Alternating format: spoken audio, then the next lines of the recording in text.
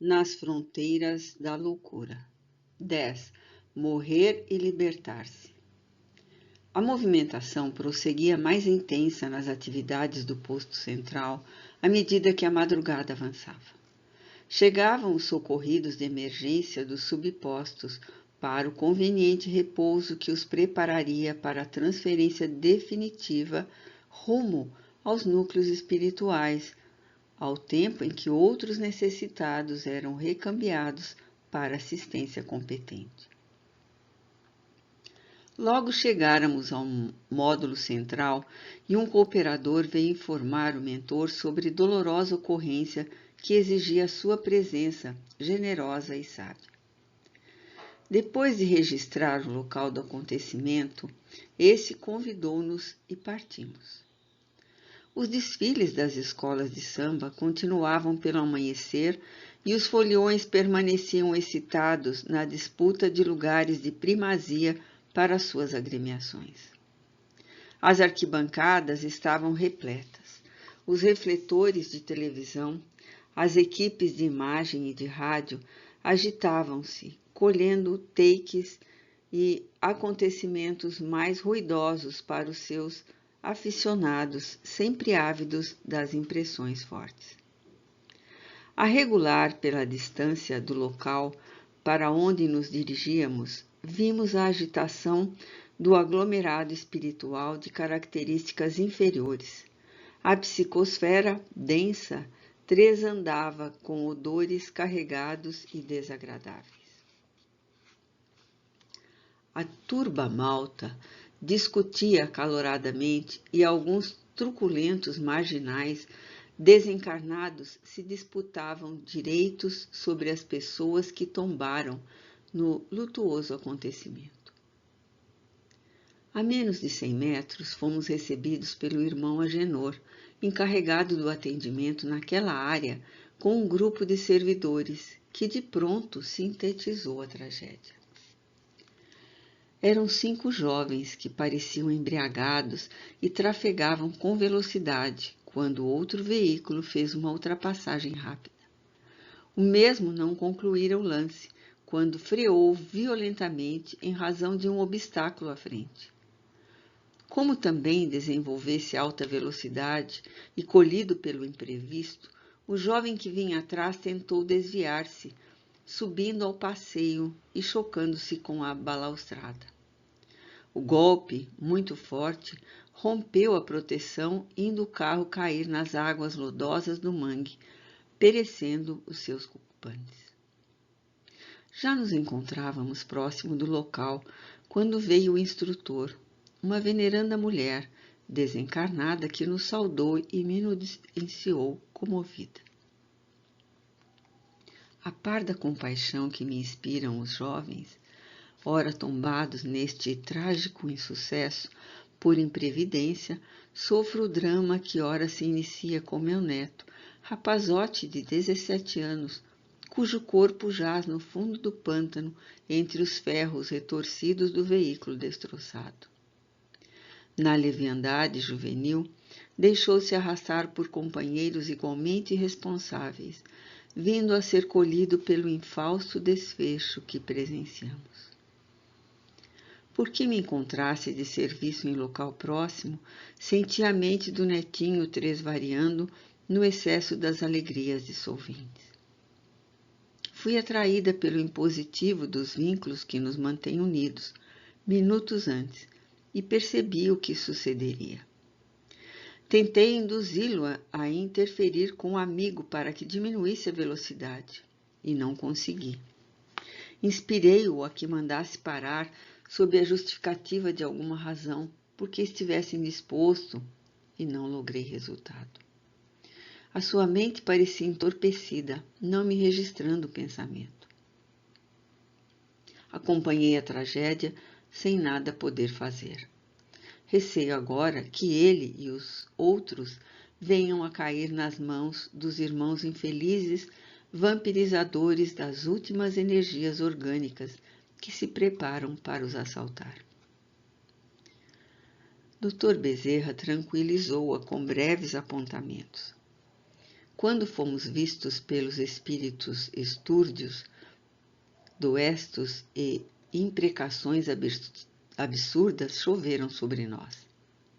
Éramos 4 servidores em nome do bem, enquanto os agressores formavam uma horda expressiva, ruidosa e agressiva.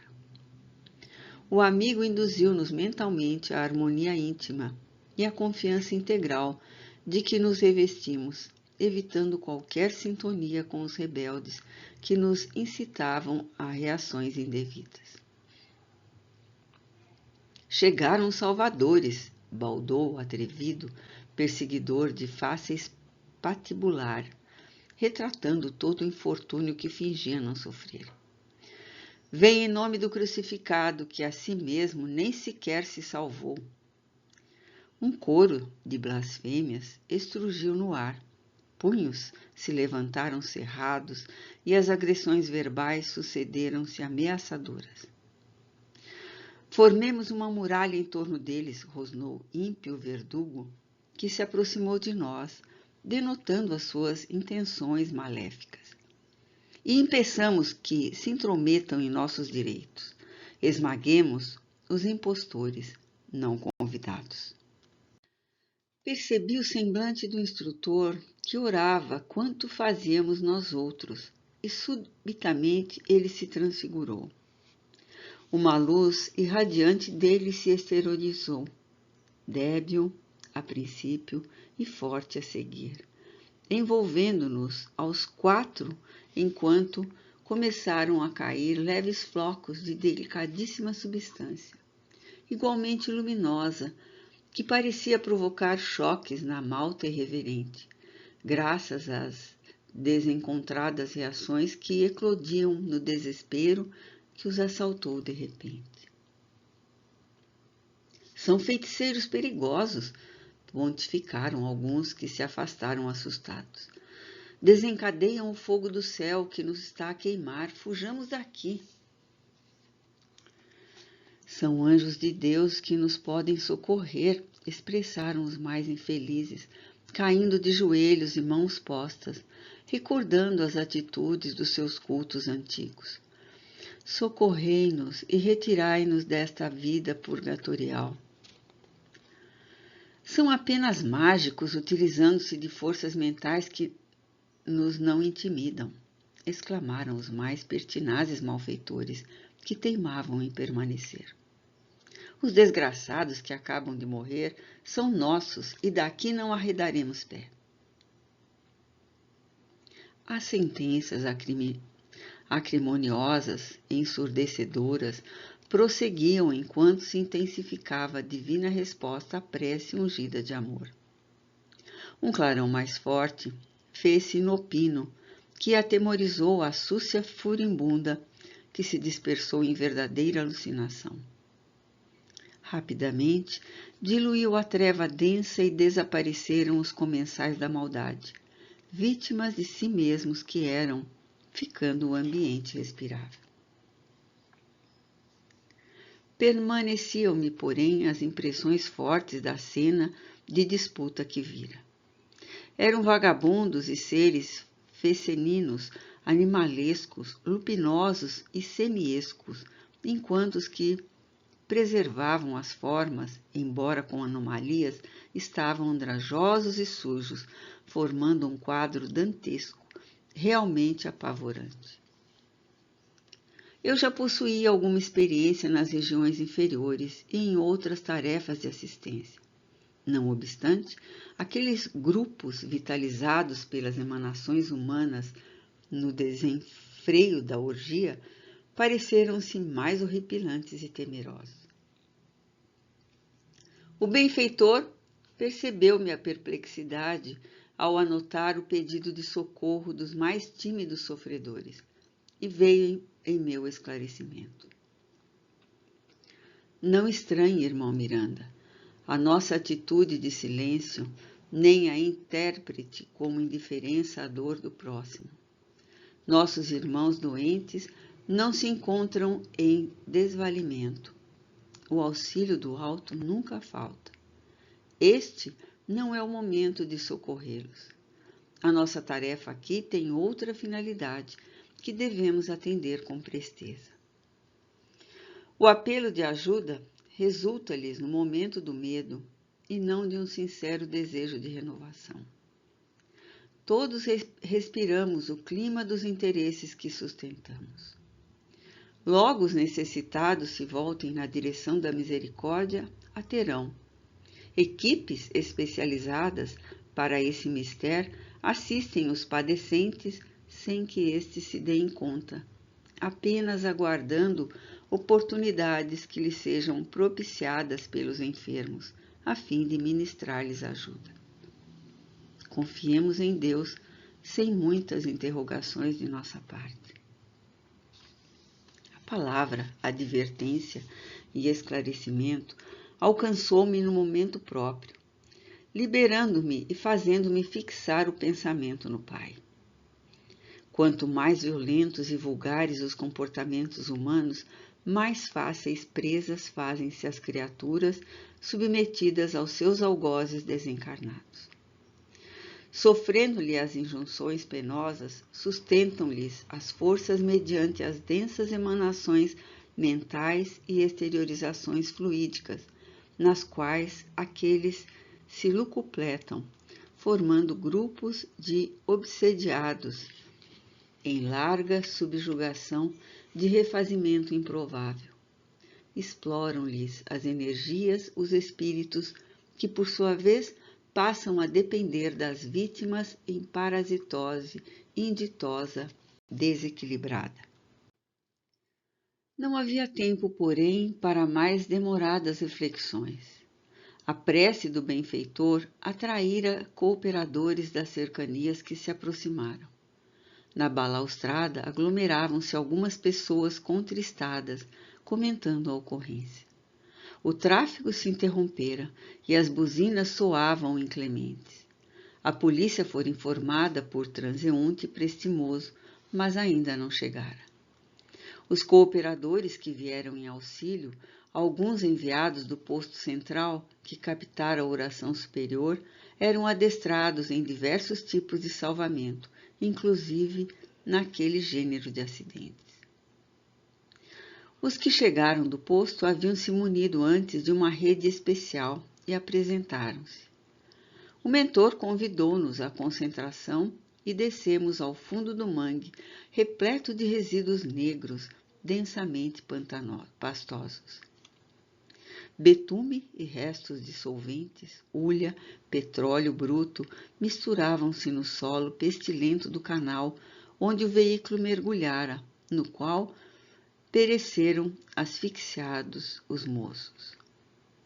4 cooperadores distenderam a rede que se fez luminosa à medida que descia suavemente sobre os despojos, superando a escuridão compacta.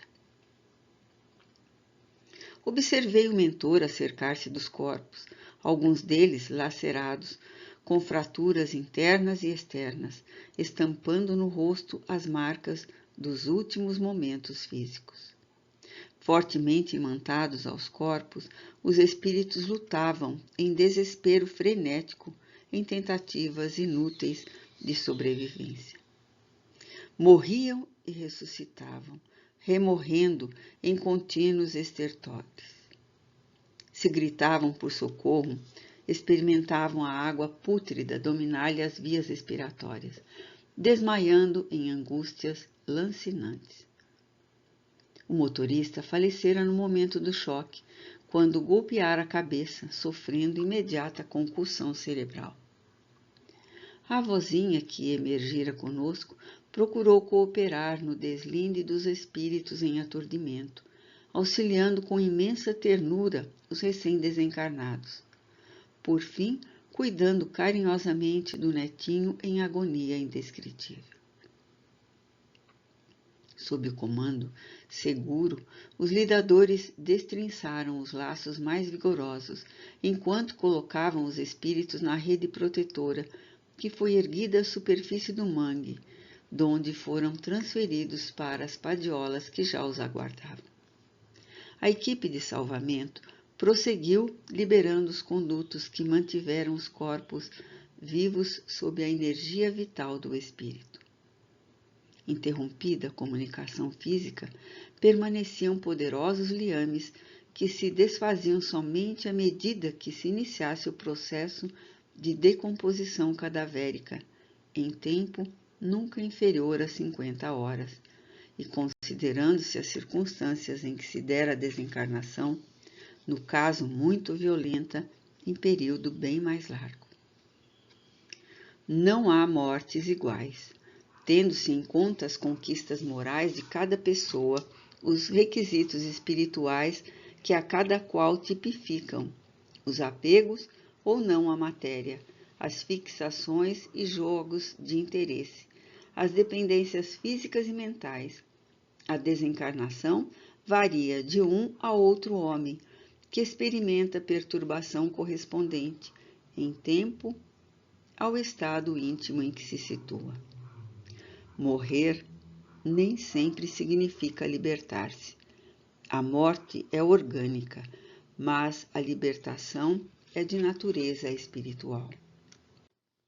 Por isso, essa turbação espiritual pode demorar breves minutos nos espíritos nobres, como decorrência da grande cirurgia, e até séculos nos mais embrutecidos, que se não dão conta do que lhes sucede. Nas desencarnações violentas, o período e intensidade de desajuste espiritual correspondem à responsabilidade que envolveu o processo fatal.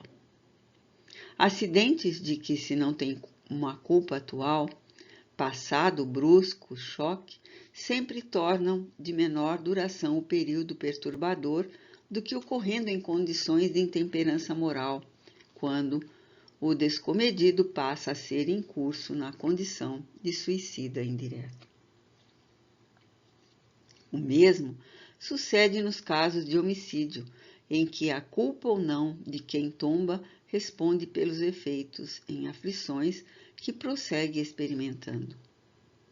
Já os suicidas, pela gravidade do gesto de rebeldia contra os divinos códigos, carpem, sofrem por anos a fio a desdita, enfrentando em estado lastimável e complicado o problema de que pretendem fugir, não raro experimentando a perseguição de impiedosos adversários que reencontram no além-túmulo, que os submetem a processos cruciais de lapidação, em dores morais e físicas, em face da destruição do organismo que for equipado para mais largo período na Terra. A operação de desintegração dos laços fluídicos com os despojos físicos que ali se realizavam demorou por meia hora aproximadamente. Emergimos ao terminá-lo e comovi-me com a ternura com que a avó envolvia o neto adormecido, que estremecia de momento a momento sob o efeito das reações venenosas remanescentes do corpo de que se despojara. A polícia estava chegando ao local, trazendo um carro guincho para a operação de retirada do veículo submerso. Curiosos de um lado e do outro da vida, confabulavam, enquanto alguns apresentavam informes e explicações. Partamos daqui, determinou o orientador, pois nada mais há a fazer. O sol brilhava sobre a cidade em meio rebuliço, apesar da música bulhenta em algumas avenidas e o desfile que prosseguia interminável.